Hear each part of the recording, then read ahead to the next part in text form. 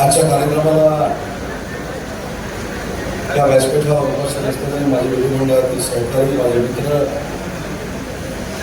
त्यांचा आमच्या सगळ्यांपेक्षा जनसंपर्क मोठा असताना देखील जमिनीवरून चालणारे आमदार आदरणीय मंगेश गुगाळकर, मिलिंदजी बोरीकर, राहुलजी भटकर, राहुलजी वाळून, व्यासपीठावर उपस्थित असलेले सन्माननीय नगरसेवक सावंत साहेब, सर्व सन्माननीय मान्यवर आणि मोठ्या संख्येने उपस्थित बंधू मिळाले. आजच्या दिवसाचं महत्त्व आपल्या सगळ्यांना माहिती आहे. आजचा दिनवेश देखील आज एकादशी आहे आणि एकादशीच्या दिवशी मला काही पंढरपूरला जाता आलं नाही, पण या उद्घाटनाला आल्यामुळं साक्षात विठुरायाचं दर्शन या ठिकाणी घेता आलं. त्यानंतर मंगेशजी मी मनापासून आपल्याला धन्यवाद देतो. आणि आजच्या एकादशीच्या दिवसाचं अजून एक दिनविशेष तुम्हाला मी सांगतो.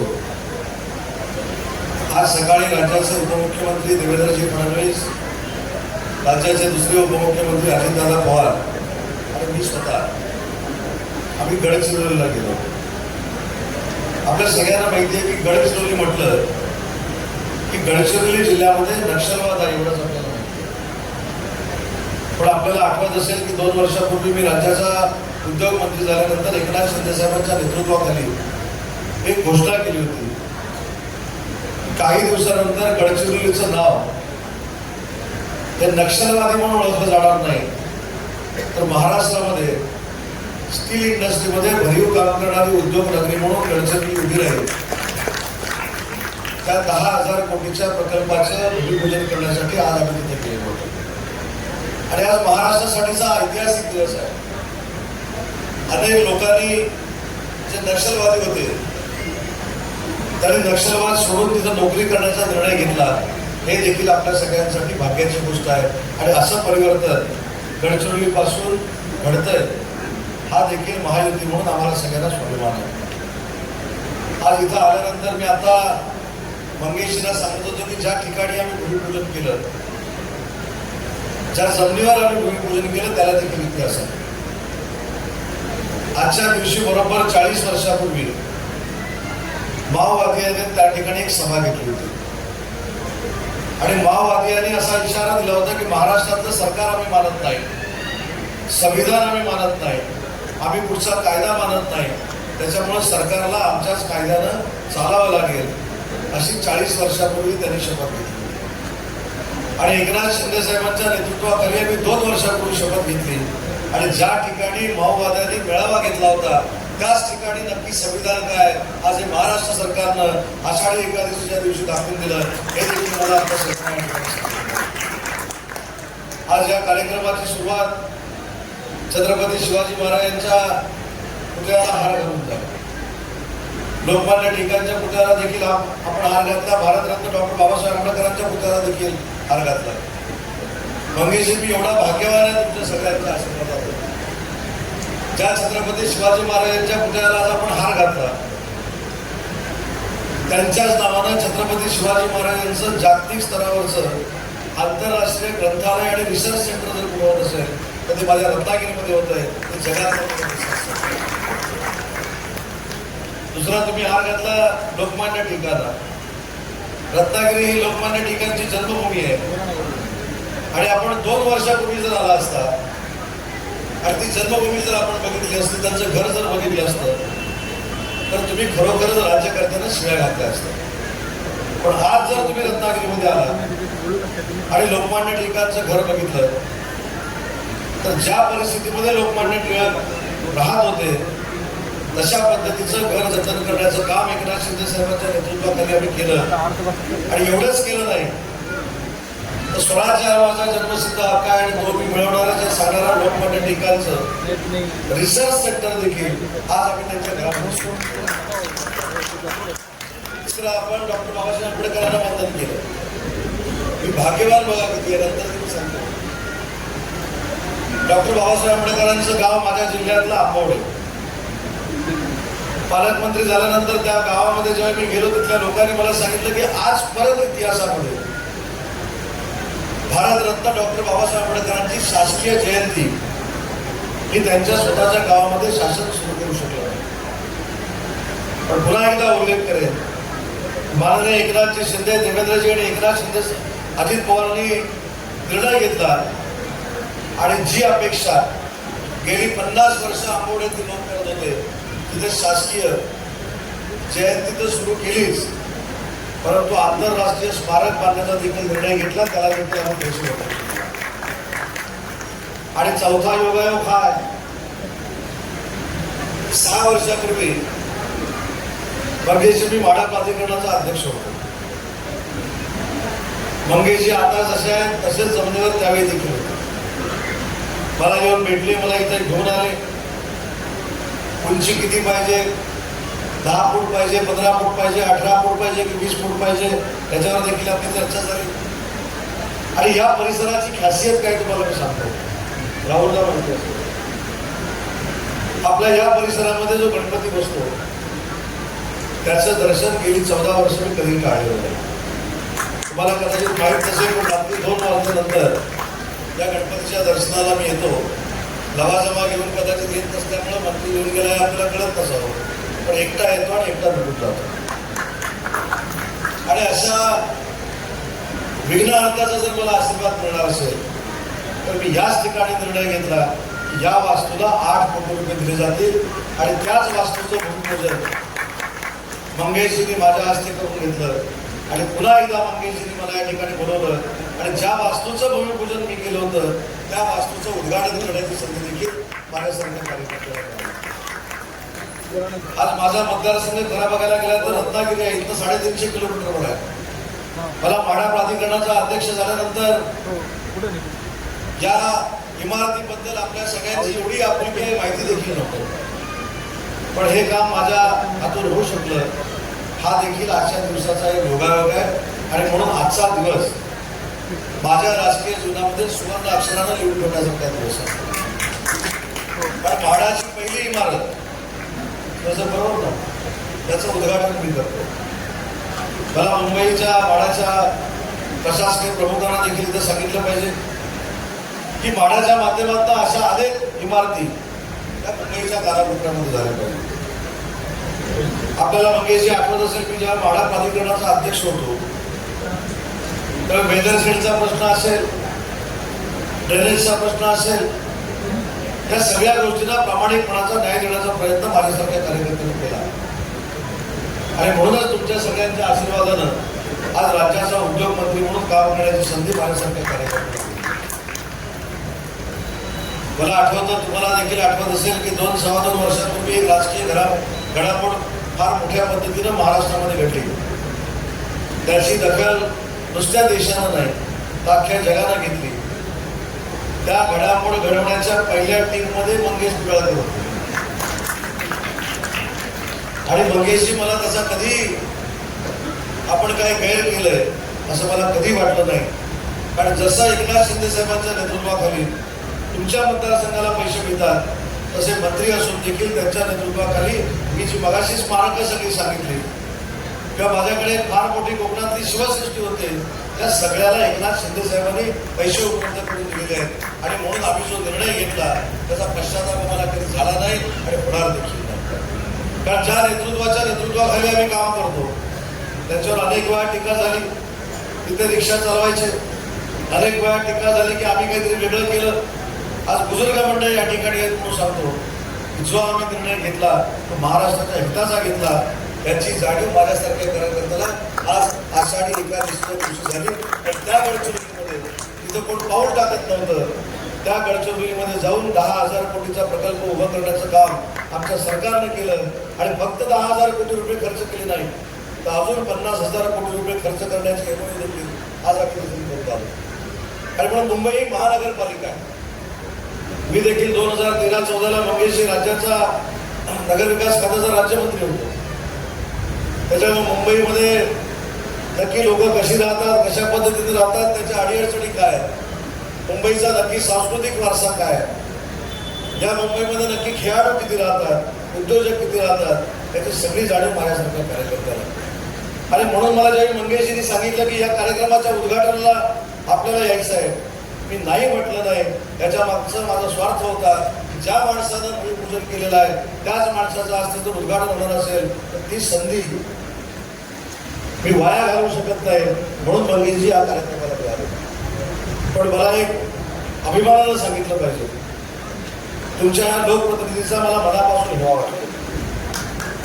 शिंदे साहेबांकडे गेल्यानंतर आपल्या मतदारसंघामध्ये निधी कसा आणायचा हे आमच्यापैकी 50 आमदारांपैकी सगळ्यात चांगलं जर कोणाला माहिती असेल तर ते मंगेश कुडाळ म्हणतात.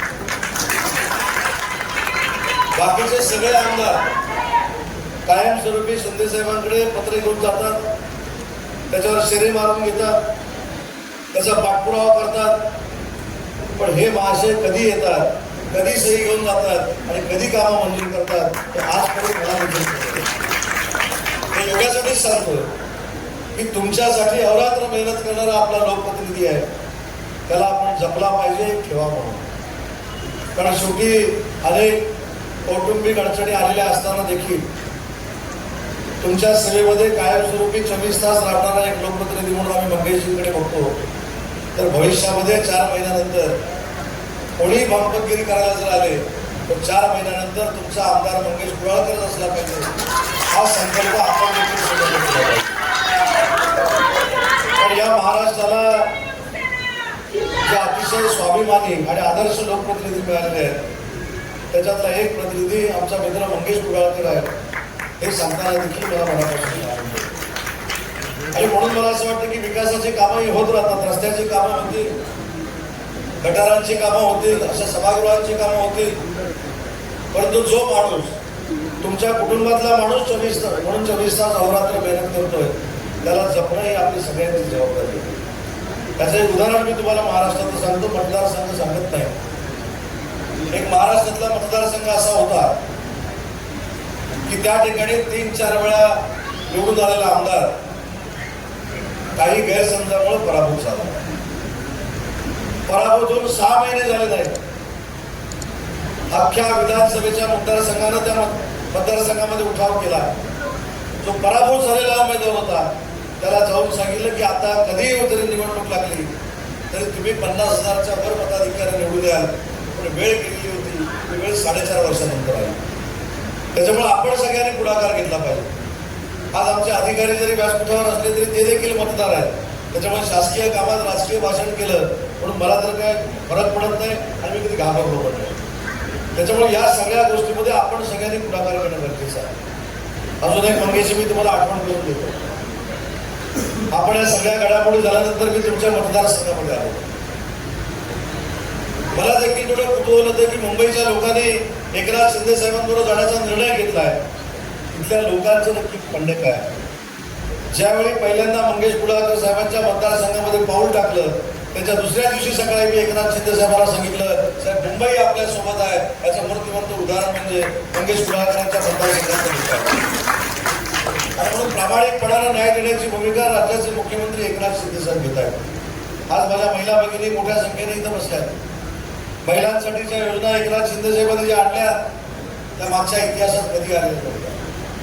आज ज्यांचं उत्पन्न 2,50,000च्या खाली आहे त्यांच्या खात्यामध्ये 1,500 रुपये देण्याचा ऐतिहासिक निर्णय जर कोणी घेतला असेल तर माझ्या मुख्यमंत्र्यांनी घेतलाय, माझ्या सरकारने घेतलाय, त्याचा मला सार्थ अभिमान आहे.